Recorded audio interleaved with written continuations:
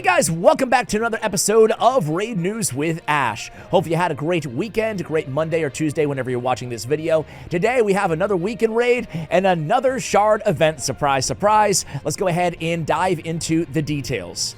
All right, guys, so we have two shard events, one on Tuesday the 22nd, one on Wednesday the 23rd. Both are 15x events to coincide with the Clan vs. Clan, which is a personal rewards. Clan vs. Clan, let's tackle tomorrow's event first. This is the Tuesday event, 15x, no 2x, just to be clear. We have, for non-voids, we have Raphael, a shot to get your hands on one of the Ninja Turtles. We have Uzel of the Jade, we have Wallmaster Athorian, we have Thor Feyhammer, Callowite the Ash Arrow, and then for voids, we have Acrizia, Ieyasu, and Tamisha. Tamisha is also the Empowerment Champion of Marius, which I think is probably her best use case, just given how good Marius is. However, that being said, she is a really nice burner to have on your account as well. So there we go. That's the first event. Personally, who would I go for here? Well, I mean, there's honestly a lot of good options, right? I think that now is the time, if you are so inclined to pull in these events, which are not the best time, obviously, to pull shards in general, I think going after Raph might be the way to go, especially if you got lucky enough to get your hands on Leo. That means you likely have, if you have Leo, you likely have 3 Ninja Turtles on your account, right? So you might be able to try for all 4 because of the Fusion Donnie and the freebie in Mikey. Raphael looks to be really good in his own right as well, so I think that Raph would be the my first choice here. However, all of these champions are pretty solid. My second might be either Athorian or Thor. I still don't have Thor, and it is tempting, but I'd still probably go for Raph. Not saying he's better than Thor in a vacuum, but what Thor brings to the table, I already have covered on my account for the most part. Not to say that I couldn't use him in some areas, I certainly could, but I would rather go for the Ninja Turtles, the bright, shiny new object in the game. Uzel of the Jade is not a bad champion. I don't have him either, but I wouldn't say he's a meta or really a game-changer champion, although he's not bad either. Wallmaster Athorian, especially in Hydra Clan Boss, he's quite a specialist. I would say I would go with Wallmaster over any of the other champions if you happen to have Fina and not Wallmaster. Otherwise, I'd still go with Raph. He's got an enemy max HP with the block buffs. Very, very useful with the AoE and the self buff extra turn on the A3 for Hydra especially. Acrizia is the queen of enemy max HP, as we all know, with an enemy max HP move on every single skill. She's a great all-around PvE champion. Ieyasu is tremendous all over the place, really. He's one of the better damage dealers, one of the premier damage dealers in the game. He's good in the arena. He ignores Stone Skin ability, and he's good in areas like Hydra with the surplus on Ryu's duty on the passive. And then Tamisha we already talked about. Let's go to the Wednesday event here and see what other champions we can maybe is the operative word, get our hands on. We have April O'Neil, Prince Kymar, Fabian, Osgun the Defiler, Theodore the Savant, Queen of Hearts, Siphi, and Diamond Coppercoin. Wow. I actually like Wednesday's event. Well, I guess it really does depend, doesn't it, right? I want to start with, some of my favorite non-voids. Actually, you know what? Let's start with the void. Screw it. Siphi's amazing, newsflash, right? She's a little bit less meta than she used to be in the arena.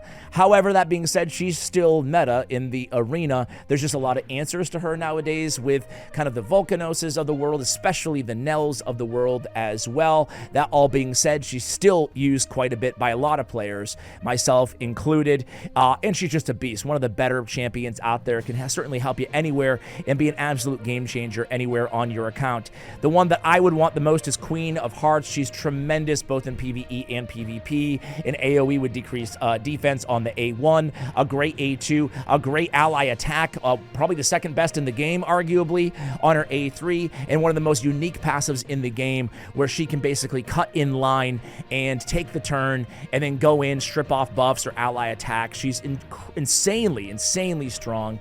One of my favorite arena champions, even though I don't have her, meaning like one of my most wanted, I guess is a better way to put it. Coppercoin would be my third choice here by a long shot. That being said, I want to say that he got a buff recently as well. He's not a bad champion, honestly. Great turn meter fill. He's got a solid A2 and a 3-turn cooldown. Intercept, increased resistance, strengthen. Then he has this conversion, right, which is really neat on his passive. You put it all together, though, I don't think you're rocking one of the better champions out there. I think he's more of a niche champion for Faction Wars, for Siege, Ogryn Tribe only, stuff like that. I would not go for Copper Coin myself, personally. Okay, Theodore is a beast. The ultimate poison, burn, combustor activator, right? Just an insanely good champion in PvE. We have Fabian, who's really, really good. Newsflash. Kymar, the best reset in the game still, arguably. And then April O'Neil, which is an interesting champion, but not a great champion. I think she's, you could probably say this about any champion in the game, right? I think she's one buff away from being very interesting. I will say this about April. She's super, super, super unique with this passive. I'm not going to read it to you guys. It'll be here all day. But I got her. I have April. I like her a lot, but she's just not meta right now. And I do think she needs, I think her kit is very intriguing, very interesting, and has potential. But I think she needs a buff. I think there just needs to be a little bit more oomph there that she brings to the table beyond just that cool passive. All right. Who else? Oh, we have a newbie here. Fabian. I have a video going out this week, I think later on this week, maybe Friday, just about how insanely good Fabian is. I know you all probably already are aware of that, but sharing my favorite build and why I've been using him a lot more than I have, after the fusion recently. He's really, he's really surpassed even some mythical champions in my main rotation of Live Arena and Arena in general, and I just think he's one of the better champions out there in the entire game for PvP, but also very viable in PvE as well. Such a strong champion. But the one that I wanted to talk about here is the new guy, and that is Osgrin. And I keep saying his name wrong, and he's a dwarf, not a Shadowkin Ash. Osgrin the Defiler. This guy looks nasty. He looks nasty, right? He's got speed in arena battles by 28%. He's got buff removal. He's got decreased turn meter, a conditional stun, all on a 3-turn cooldown. He has an ally attack, an incredibly good ally attack with shatter buff, the weak version, as well. Super cool to have that. And then he has the passive. Whenever an ally is killed, he instantly activates that A2. There's a lot of potential in this dwarf. He's a very intriguing option here. As a matter of fact, he's who I would go for only because I have the other ones. But even if I did, he is very intriguing. I think he's a very good champion as well. So there it is, guys. That's all the news that I have for you guys today. We do have a promo code, just in case you missed it. It's RAID-TMNT. RAID TMNT, right? Is it right there on my screen? Promo code. It's nothing that crazy, but go ahead and take advantage. We also have my latest shard opening video. I went for Leonardo. You can see it on the screen right there. But I got my hands on the best Void Legendary in the game instead. And then I'll also recommend, I don't know, my latest Nuke Off video, which goes live in about an hour. I'll put it on the screen right now for you guys as well. Go ahead and check out who's the best rare nuker in the game. Perfect way to end this video. Much love, and as always, take care, guys.